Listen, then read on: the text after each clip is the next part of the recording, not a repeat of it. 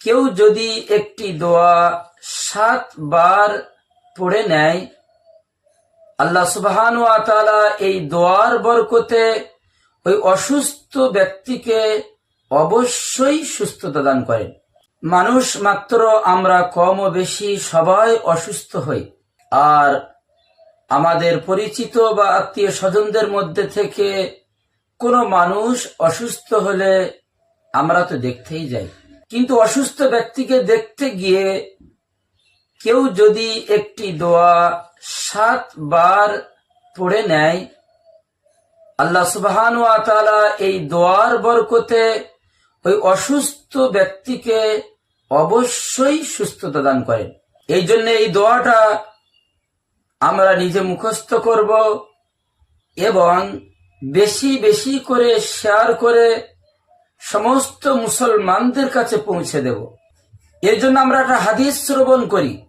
عن ابن عباس رضي الله تعالى عنه عن النبي صلى الله عليه وسلم أنه قال ما من عبد مسلم يعود مريضا لم يحضر أجله فيقول 7 مرات أسأل الله العظيم رب العرش العظيم أن يشفيك ইল্লা উফি, রাওয়াহু তিরমিজি।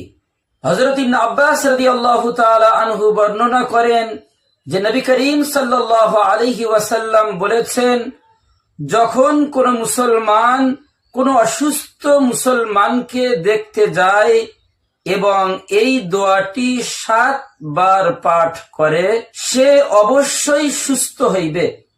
হ্যাঁ, যদি তাহার মৃত্যুর সময় এসে যায় সেটা ভিন্ন কথা। এই হাদিসটি তিরমিজি শরীফের মধ্যে আছে। হাদিস দ্বারা আমরা বুঝতে পারলাম যে এই দোয়াটি যদি আমরা অসুস্থ ব্যক্তিকে দেখতে যাওয়ার সময় 7 বার পড়ি, আল্লাহ সুবহানাহু ওয়া তাআলা এই দোয়ার বরকতে অসুস্থ ব্যক্তিকে অবশ্যই সুস্থতা দান করবেন। কিন্তু সেইটা যদি মারজুল মাউত হয়, অর্থাৎ ইন্তেকালের অসুস্থ, তাহলে সেটা ভিন্ন কথা, ভালো হবে না। আমরা দোয়াটি কয়েকবার শুনে শুনে মুখস্থ করে নেই।